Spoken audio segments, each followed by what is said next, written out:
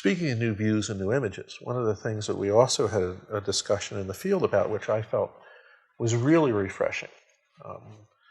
In my work with a lot of friends who are well-known landscape photographers and opportunities to photograph with them at workshops and other events, sometimes I come away with the fact that these guys are what you might call seat in the frame perfectionists, meaning, I'm going to work with it the way I am. I'm not going to adjust color. I'm not going to adjust saturation. If there's, a branch in the way, it's going to stay there. If there's a car in the picture, like, we had cars in the picture with that shooting through the trees part, I'm not going to remove them. In my discussion with you, you didn't seem to have so much that perfectionist, I'm going to leave it as it is vision. You were a little more open to making modifications. I think I learned my skills at composition mostly from using a 4x5, and so I do have a lot of discipline in composing a photograph and positioning how things work around the edges, what's behind what, and how things line up. So I think I have a strong discipline in that sense of getting it composed well up front.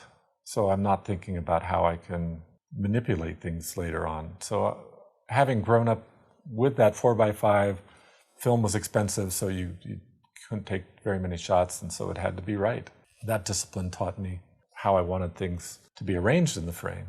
As far as what would happen later, how you would print things have evolved tremendously, because when I was photographing with the 4x5, I used slide film, and that was fairly contrasty. It didn't give you a lot of details in the shadows, and if I made my print on Cibachrome at the time, that was even more another problem. So it kind of pushed me towards photographing a lot in soft light, which was much more detailed and nuanced type of image to print on Cibachrome. Now it's evolved to where you can take multiple exposures and blend images different ways and balance shadows and highlights, and it's you have to be able to see what kind of materials you're shooting with. So if I'm photographing in soft light with a 4x5 and I know I'm going to print on Cibachrome, that I have to think about all the way through. It's part of the whole process of getting to the... As Ansel called it, pre-visualization. And so seeing what the end product might be helps you make decisions in the field. Well, it was also interesting because I noticed when we were shooting, all of a sudden I heard, and I go, my God, he's bracketing. and it was like, oh yeah, now I tend not to be an HDR fan per se. I mean, there's some photographers out there, that's all they do is HDR, and that's part of their style, and that's fine if they're happy with it. I look at all these different things that we have, HDR, for example, and conversion to black and white, and some of these different things as part of the instruments to get to that final shot. And sometimes you have to HDR. Sometimes we're dealing with such bright skies and such dark foregrounds as we were in some of these situations that maybe blending is the only way it's going to work. But I was refreshed to see that you were actually taking that into consideration, and that as I think your vision and all the parts that go in together are pure, you use the tools to get to that, and you weren't afraid to say, I know I can bring these images together and blend some of the exposures together to actually accomplish what I really wanted to show without really overdoing it. Well, to me, the bracketing is a matter of capturing data. So if you have a wide contrast range, you can handle a lot of difficult situations with the bracketing, with whatever tool, HDR software, blending, or whatever you're using. So, when you've been in a situation where you missed the boat and you missed catching the highlight right, or you blocked up a shadow, it teaches you to maybe shoot a little insurance. And things change so fast that I have images where I bracketed, where I really couldn't do anything with them because of the state of development of HDR software, where I could go back with the latest, greatest plugin and make something much better than I could have when I actually had made the exposures. Well, So you're allowing for some evolution there. Sure. And another thing, that it depends on the camera. Because in the early days of digital cameras, I started with a Canon 1DS, and if you had to open up the shadows, you got lots of noise. And cameras are evolving so quickly that I don't know how much HDR will have to be done. Where you can pull detail out of a shadow that the camera version before you just couldn't do it. So each version seems to get to a higher level where you can make those creative decisions in terms of highlights and shadows, contrast, range. Well, watching us shoot yesterday, I kept saying, okay, Bill's going to dip into his bag and bring out, a gradated neutral density filter. Or, okay, we're going to slide on a polarizer now. I was amazed at, and I don't mean this as an insult, but the simplicity of your approach to taking the picture without trying to complicate and overcomplicate, dropping a filter in, trying to compensate for exposure. I need a polarizer to bring those clouds or that sky in a darker blue. You didn't use any of those. Do you ever pull tools like that out of your bag? Very, very rarely. Really? I have neutral density filters, split neutral density filters that I bought and used for a few years and stopped using. So I rarely use a filter. Polarizing filter would be what I might use where vegetation is shiny, somehow to cut through to get a stronger color saturation, that sort of thing, or to take the reflection off of water. A lot of situations I see with a polarizer where you might have shiny, glinty light on leaves, for example. You put a polarizer on, you kill that shininess. You kill the sense of light sometimes. So it can be an advantage. So sometimes, and even even Outdoor Photographer magazine, I think it's good that it exposes us to this. But sometimes you get the impression that the only way to accomplish this is with gradated filter, and if you're going to be shooting in this direction with the kind of water or the kind of sky, you better put a polarizer on. Frankly, I don't use any of these tools. I mean, once again, they're in the bag. Part of it is maybe I'm just lazy sometimes, but also most of it is I know I can do a lot of the recovery later on in my post-processing work. And that's a personal preference. If people want to use, this filter or that, that's fine. If it works for them. What I often see in student work is that I can tell when they used one. If I can see that the tree is lighter at the bottom and darker at the top because somebody put a graduated filter down, that's not something you should be aware of when you look at a photograph. So if it's apparent, that if the tool is apparent, the technique is apparent, and takes away from really seeing the subject, then I'm going to pass on it. Yeah, understandable.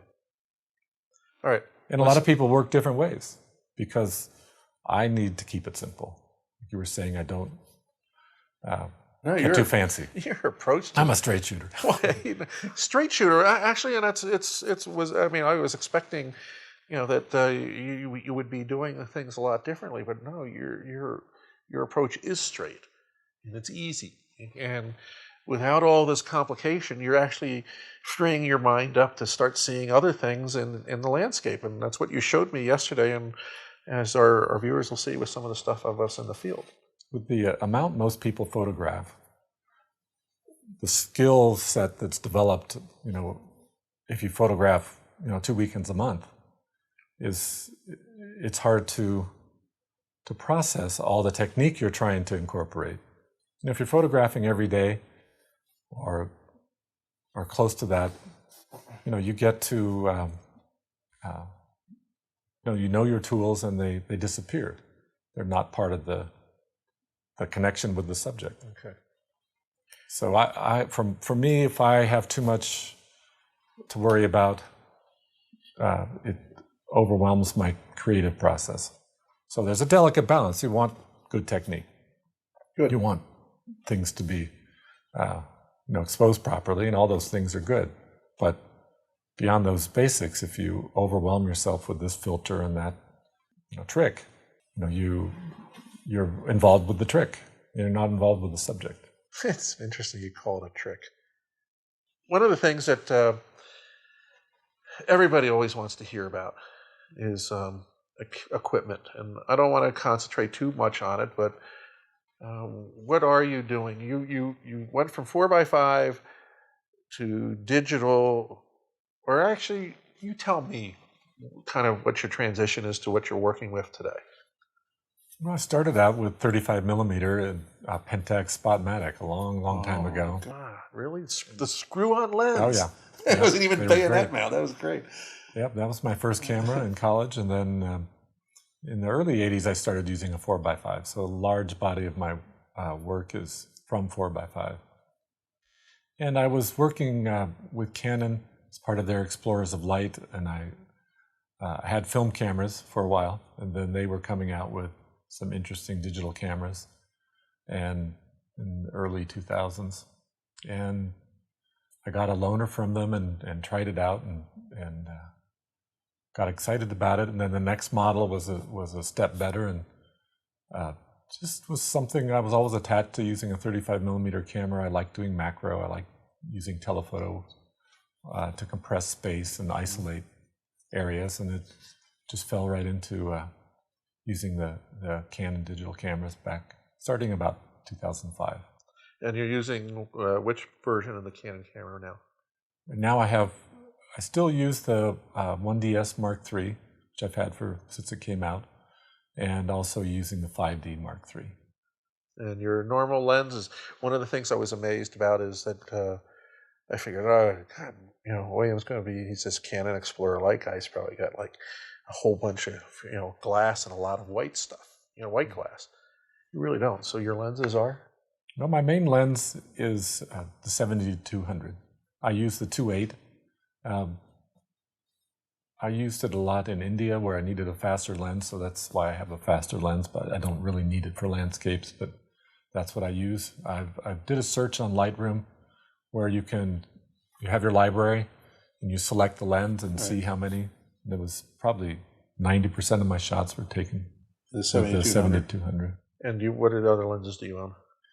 I use the 24-105. I have a 16-35. But one of the lenses I really like and use a lot is the 90 millimeter tilt shift. It actually focuses very close, so it makes a good macro lens. The tilts come in handy in lots of different ways. Sometimes doing stitch images, you just use the shift. There are situations where I'm photographing flowers or ripples, something where the subject's moving away from you, where the tilt comes in very handy. So you have nothing really longer than 200? I have a 300, but I rarely use it. Rarely? Yeah. So so you basically only have 4 or 5 lenses and basically one body. Well, I have 7 lenses. I have a macro. I use that. Okay. I have the 24 millimeter tilt shift, which I rarely use. So there's several lenses. About half my lenses just barely get touched. I like to have them handy. I don't like to go to a place and think about what lens I have to use because that narrows my thinking. Well, I brought my wide angle, so that's what I have to use. I see. So now all that's in your camera pack that we've been carrying around? Mm-hmm. So maybe we'll take a peek in that later on. For 4 days now, I've watched you haul this thing around. For the first time, I picked it up, and I'm like, oh my God. This thing's got to weigh 30 pounds. Yeah, 30, 35. So you're using a low pro backpack roller with wheels and a luggage pullout and good mountaineering straps. If I'm going very far, there's a belt that pops out. So it supports that weight quite well, considering that it's a multifunctional bag. It's not a mountaineering pack, but it's versatile. Well, I want to, what is in your bag? That is, I have a girlfriend who has a purse that has to weigh 20 pounds, and I wonder what is so important that you have to haul this thing everywhere you go. Now, I have a little satchel I carry on my shoulder, and a tripod, and a couple lenses and a little necessary stuff. But what do you have in here? What's your arsenal? Give us a peek. I'm carrying my one camera body, 5D Mark III, My main lens is the 70-200, so that's what I have on. I have 2 zooms, 24-105 and 16-35. And then I carry 2 tilt shift lenses. The one I use the most is the one I was using, The 90? with the glacial polish, which is the 90mm. And what's the other one, a 24? I also have the 24 there. Yep. On this side I have a 300, which I don't use often, but It's an f4, so it's not one of the big white glasses. it's not a super heavy lens, but it's a good lens. Yeah, you got gloves, and sometimes we ignore the small stuff, but the fact is you got good operating camera gloves. I guess these are nice skin-tight gloves with the touch tips. I used them on the Antarctic trip. They came in real handy. Your Hoodman There's a viewer. lot of pockets here for odds and ends. I have 2 extension tubes for close-up photography. I have a macro lens, 55, and that's my Canon 2X doubler. And then under there is my macro, 50mm macro. So, you don't have a backup body. What happens if something happened here? If I'm going far enough from the vehicle, I will rearrange things and carry an extra body. So you have an extra in the vehicle close by, if we need it, right? Yeah. Interesting. Okay, well that's a pretty cool looking pack. It does weigh a lot. It does. It kind of limits your range, but like I said, if I'm working very far from the road, I'll either lighten the load and carry less in the pack. I might stuff jackets or lunch or something inside. As you've seen with what I've been shooting, I normally pull the tripod, throw the camera over my shoulder, and then I have a satchel, shoulder satchel with the wide angle and 24-70. So normally I pull out 70-200, and I carry the other 2 lenses over my shoulder in a little satchel with spare batteries, polarizers, and so forth. And it actually lightens the load. With my poor back right now, I've got to do that.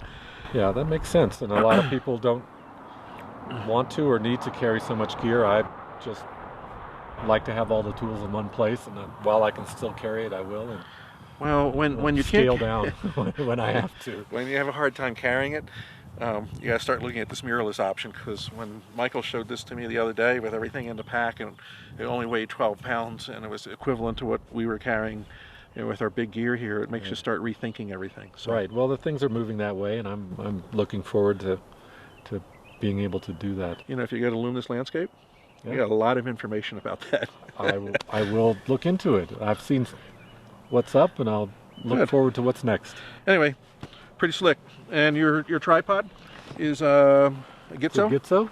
And I have a vintage Arca Swiss. It is a vintage. It looks like it's taken a beating. About 25, 30 years old, and it works well. And you don't have any problem with the screw on? I've never dropped a camera off of there.